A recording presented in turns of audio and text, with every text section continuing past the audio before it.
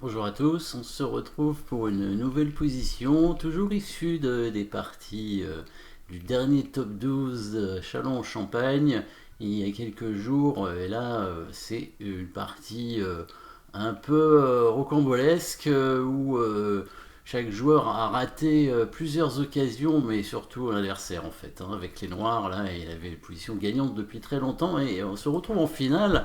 Et par contre, là, ce sont les Blancs qui ont un coup gagnant dans cette position. Dans cette finale, ça s'est retourné complètement, hein. Il avait deux pions d'avance, il n'en a plus qu'un, mais surtout les Blancs ont un pion passé plus avancé. Donc un échec ici, il faut trouver la bonne case pour le roi. Bon, alors, il y a une case qui fait nul, hein, c'est la partie, enfin nul. La partie va durer encore 70 coups, hein. Donc là, on en est au 61e coup, et la partie se termine au 137e coup. Donc on n'est pas encore tiré d'affaire avec les Blancs après le prochain coup, mais bon, ça fait nul. Par contre, il y a un coup qui était gagnant ici pour les Blancs, un coup de roi évidemment, puisque le roi est en échec, il n'y a pas énormément de possibilités, hein. Donc il y a trois cases en fait, il y a B3, B1 et A1. La logique voudrait qu'on aille en B3 pour attaquer la tour, hein. Ce serait le coup plus logique, et en fait c'est le bon coup. Euh, Très souvent, les coups logiques sont les bons coups, mais c'est pas toujours le cas, ça dépend quand même des situations, mais ici c'était le bon coup quand même. Alors il faut remarquer que l'adversaire avec les noirs jouait assez vite, hein, et du coup, bon, c'est pour ça qu'il a raté beaucoup d'occasions dans la partie, parce que quand on joue trop vite, évidemment, on joue pas précisément.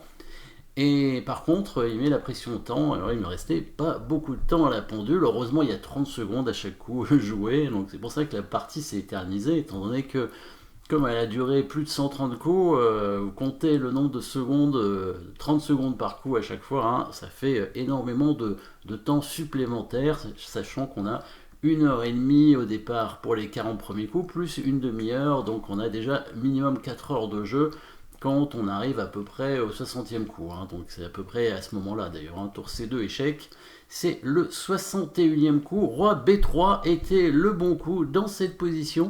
Il fallait pas avoir peur, hein. Du coup, tour C6, hein, c'était le coup évidemment qui m'a fait peur, puisque le pion ne peut plus avancer étant donné que la tour donne échec. Et du coup, le pion est perdu. Donc évidemment, ce pion-là, il faut pas le perdre.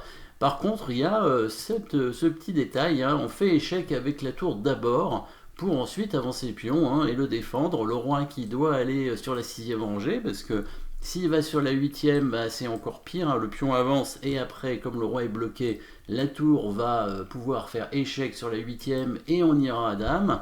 Donc là, bah, ça se passe pas bien du tout pour les noirs, hein. Alors à noter que la tour blanche revient vers les pions quand même, hein. Par exemple, tour B6, le roi se déplace, il pousse le pion en G3, pion plus avancé, on fait échec, il bouge son roi, on fait dame, il prend la dame, tour prend dame, on pousse le pion, et hop, la tour revient à temps, évidemment. S'il pousse le pion ici, le roi blanc est dans le carré des pions, hein. Donc les pions vont se faire prendre les uns après les autres.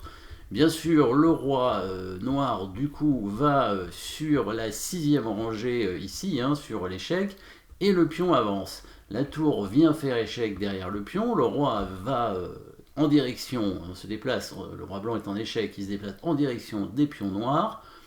Et petit détail que j'avais oublié, que j'avais vu par la suite, mais trop tard.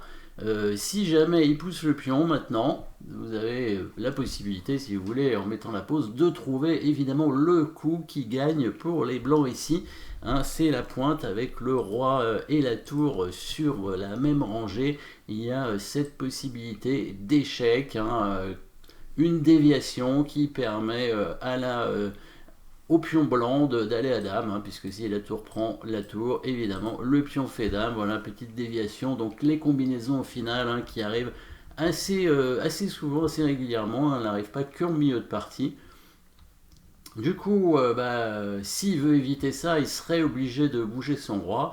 Et donc c'est un temps perdu et le deuxième pion blanc avance à toute vitesse. En plus, le roi noir a été obligé de partir de la sixième rangée, hein, bien évidemment, puisque sinon il y aurait eu le même échec de tour. Donc le roi est obligé de se cacher par ici et ça laisse la possibilité à la tour blanche de venir derrière le pion avancé Donc A4, G3, A5, voilà. Et là, en fait, le seul coup pour lui, ce serait éventuellement d'essayer d'aller à dame et de trouver un échec perpétuel avec sa dame, parce que s'il bouge sa tour, hein, par exemple tour en B1, bah, le pion avance en A6, et sur G2, la tour, donc arrive en G7 pour prendre le pion qui va à dame, et les deux pions blancs iraient à dame de leur côté. Donc la seule façon ici pour les noirs serait de pousser le pion en G2 et de faire dame, mais les blancs font dame et ont une tour d'avance. Voilà ce qui serait passé dans cette partie, sachant que bah, c'est pas fini, hein. Si les noirs jouent encore des bons coups, ils peuvent encore espérer peut-être faire nul, mais normalement la position est gagnante ici. On verra la suite de la partie une prochaine fois. Voilà, merci d'avoir suivi cette finale, parce que la partie est longue, hein, évidemment, cette finale, et puis à très bientôt pour une nouvelle position.